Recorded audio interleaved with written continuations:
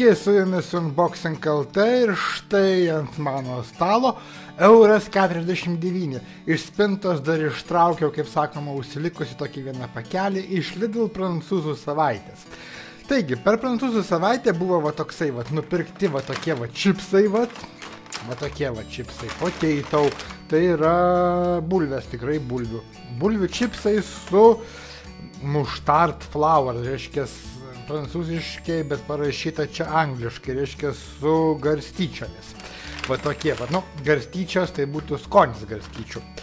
Taip, 200 gramų, €1,49, jau minėjau, tikrai pirkau per prancūzų savaitės, tikrai čia yra prancūziškos bulvės, prancūziški čipsai, prancūziški bulvių traškučiai su, arba galbūt tiesiog ne bulvių traškučiai prancūziški, o prancūziškos garstyčios, galbūt. Gerai, pasižiūrėm, kasgi čia yra parašyta lietuviškai. Čia parašyta lietuviškai yra garstyčių skonio bulvių traškučiai. 58% bulvės, o toliau reiškia garstyčios. Saulėgrąžų aliejus, kvietiniai miltai, valgomoji druska, rūgštingumą reguliuojanti medžiaga ir spaudžiat pauzę ir skaitot, kam daugiau reikia tos cheminės visos lentelės, kas čia viskas parašyta. Va, ir pasižiūrim, kiekgi 600 gramų yra 540 kalorijų. Nu ką, daugiau čia nieko neparašyta, kaip ir. Tai pardavėjas, oho, žiūrėkit, kilmės šalis Vokietija. Nu va, prancūziški čipsai pagaminti Vokietijai, nupirkti per prancūzų savaitę. Nu, Lidl duodat, reiškia, jau apgaudinėja truputėlį, reiškia, čia ne prancūziški čipsai, čia yra vokiški čipsai, tiesiog kilmės šalis Vokietija. Nu, gerai. Tiek jau to, reiškia, prancūzai nemoka gaminti čipsų, vokiečiai jiems gamina ir sako, kad čia yra prancūziški čipsai. Tiek to, patikėsim, tipo, prancūziški čipsai, va tokie va. Man sakė, jie geltoni. Gerai, ką aš dabar darysiu? Aš dabar juos pauostysiu. Žinot, ko kvepia? Kvepia. Dar kartą uostau. Jesu, tu Marija, kvepia neplautom kojinėm.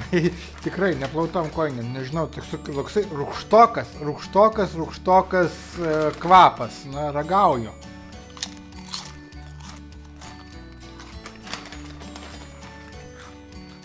Va tokia spalva. Žinokit. Žinot ką? Aš jums pasakysiu. Čia nesu garstyčiom. Čia nesąmonė. Čia toks šlamštas. Ir šitą šlamštą aš turiu valgyti. Po velnių. Aukoju aš tik dėl jūsų. Garstyčių skonio čia iš vis jokio. Čia rūgštu. Pasakyčiau, čia privaryta. Turėt pasakyti, jeigu rūgštu, tai tipo citrina.